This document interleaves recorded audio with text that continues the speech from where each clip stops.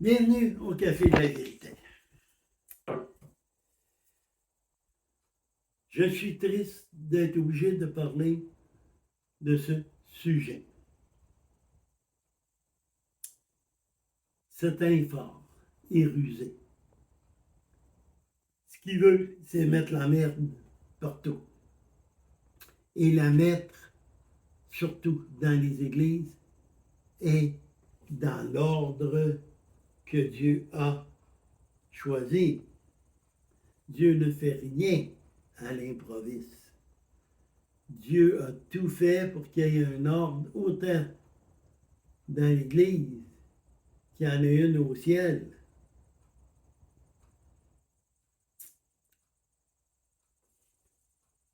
Pour Dieu, un homme ou une femme, les deux sont importants.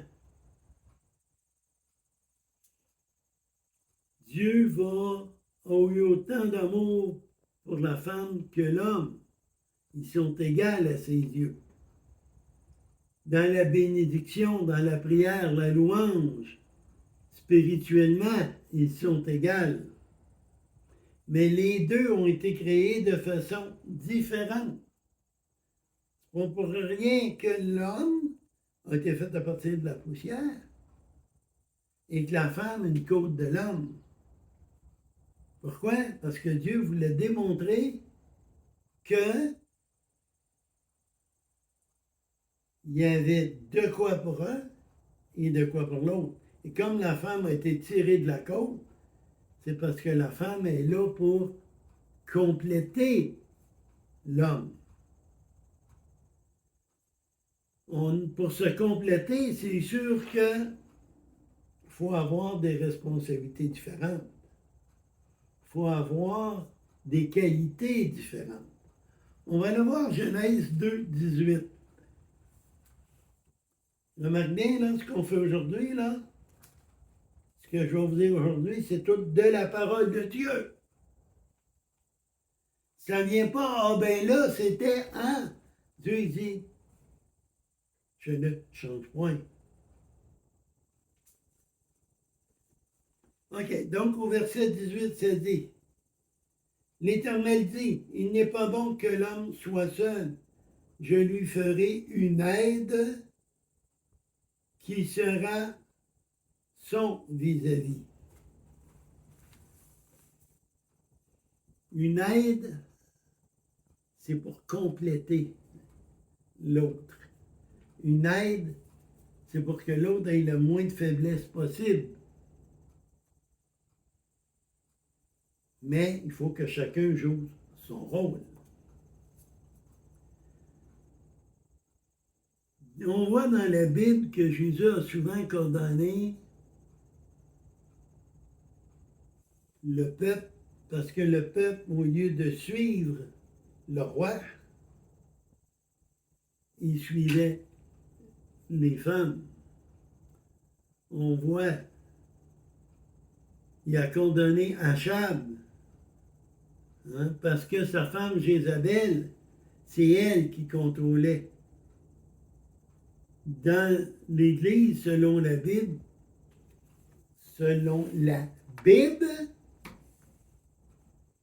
aucune femme n'est qualifiée pour être pasteur. Qui le dit? C'est Paul. On va aller dans 1 Timothée 2,12. Je ne permets pas à la femme d'enseigner ni de prendre autorité sur l'homme, mais elle doit demeurer dans le silence, car Adam était formé le premier, Ève ensuite. Et ce n'est pas Adam qui a été séduit, c'est la femme qui a été séduite, qui s'est rendue coupable de transgression. Elle sera néanmoins sauvée en devenant mère, et elle persévère avec modestie dans la foi. Remarquez bien, pas rien qu'en devenant maman, elle doit aussi avoir la foi dans la charité et la sainteté. Elle a un rôle qui est important. Pourquoi? Par les enfants. Pour ça qu'il dit. Pour ça qu'il dit qu'elle doit devenir une mère. L'homme doit pourvoir au bien matériel et tout, et la mère est beaucoup plus habile que les hommes pour enseigner les enfants, pour leur faire comprendre des choses. On a un bel exemple, hein? Mois de mai, fête des mères. Les restaurants sont pleins, les chocolats se vendent au bout, les fleurs, c'est pareil, les fleuristes fournissent pas. Puis en fête des pères, il n'y a pas grand-chose. Donc, maman a une importance énorme auprès de la famille. Quand l'homme arrive du travail et tout, qui est fatigué, qui rentre chez eux, il y a un beau sourire de sa femme, la maison est propre. Wow, ça met une belle ambiance dans la maison. Chacun a un rôle. Dieu n'est pas un Dieu de désordre, il est un Dieu d'ordre. Comment peut-elle être pasteur si elle ne peut pas enseigner aux hommes? Enseigner aux hommes est interdit et avoir l'autorité est interdit. Comment peut-elle enseigner sans désobéir? Elle a le droit d'enseigner à d'autres femmes et aux enfants. C'est un soir et un soir spécial, une rencontre de femmes. Il doit y avoir une femme. La femme va enseigner, et s'il y a un homme qui rentre, elle doit lui demander de sortir. C'est une soirée de femmes.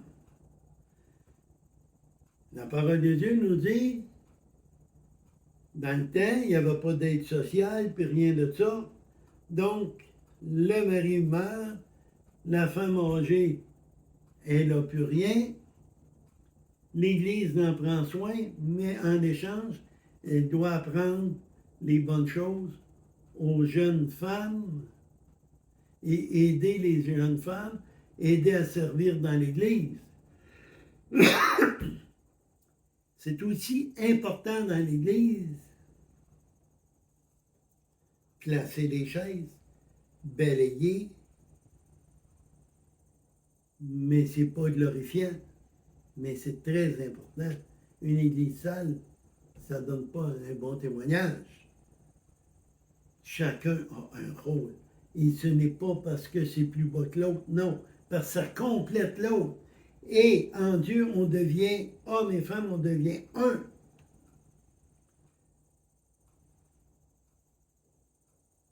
C'est le plus beau coup que Satan réussit, c'est de faire croire à l'égalité des sexes. Libération de la femme. C'est un mouvement qui a envahi aujourd'hui même les églises. Quel mensonge! Quel beau mensonge! Il y a bien des choses que les hommes ne peuvent pas faire et que la femme fait.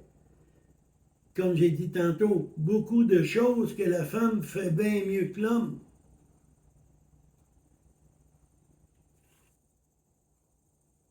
Vous voulez faire cuire des patates? Vous mettez l'eau, le sel, les patates dans le chaudron, mais vous n'allumez pas le rond. Ça ne cuira pas. Il faut qu'il y ait un tout, qu'il y ait de la chaleur. C'est la même chose. Qui apporte la chaleur, bien souvent, dans la maison? Qui apporte la chaleur, bien souvent, à l'église? Très souvent, c'est la femme.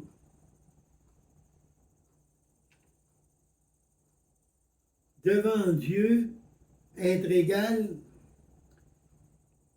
et pas de faire la même chose que les hommes, ni de faire le rôle de l'homme ou l'homme faire le rôle de la femme.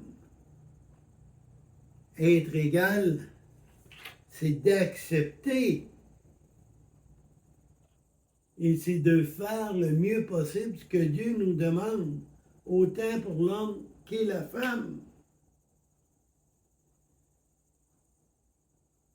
Dans certaines assemblées, on accepte que la femme enseigne, devienne pasteur.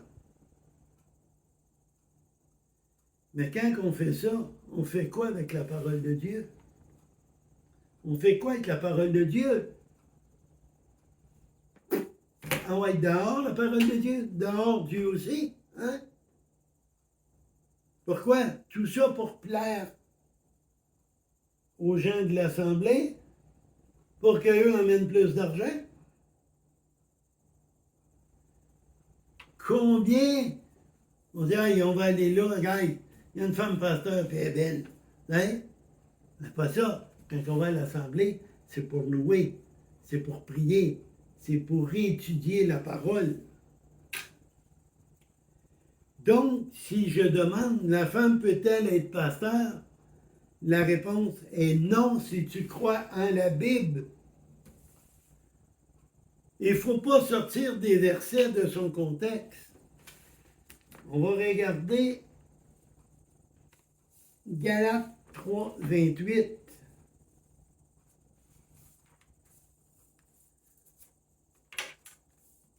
Galates 3, 28. C'est un verset que beaucoup de femmes pasteurs vont sortir le contexte pour dire, regardez, je peux. Galates 3, 28 nous dit que il n'y a plus ni juif ni grec. Il n'y a plus ni esclave, ni libre. Il n'y a plus ni homme ni femme. Car vous tous, vous êtes un en Jésus-Christ. Si vous regardez les versets avant, les versets de 13 à 27 de Galates 3, vous allez voir que le contexte ici nous parle du salut. Nous parle qu'on peut être sauvé par Jésus-Christ, autant homme que femme. Si tu es juif, ou si tu es canadien, ou si tu es français, et que demain tu acceptes Jésus, tu vas rester français puis canadien. Tu vas rester juif. Tu vas rester esclave. Tu vas rester un homme, tu ne changeras pas de sexe. Donc ça, c'est un des versets préférés, le plus sorti de son contexte. Remets-le dans le contexte, et on voit que c'est un gros mensonge qui est donné là. C'est un gros mensonge. Quand on nous dit que maintenant la femme peut faire les mêmes choses que l'homme, elle n'a pas changé physiquement, elle n'a pas changé dans sa tête non plus. Oui, elle est intelligente et elle est capable de le faire pour plusieurs. Mais ce n'est pas ce que Dieu lui demande. Tu ne peux pas prendre un moteur de l'auto puis l'envoyer à la place de la transmission en place de l'auto. Ça ne marche pas. Dieu a établi un ordre. Qui je suis, moi, pour la changer? Satan a dit à Ève, tu seras comme Dieu si tu manges le fruit. Est-ce que ça a été vrai? Non. Même chose pour l'homme et la femme.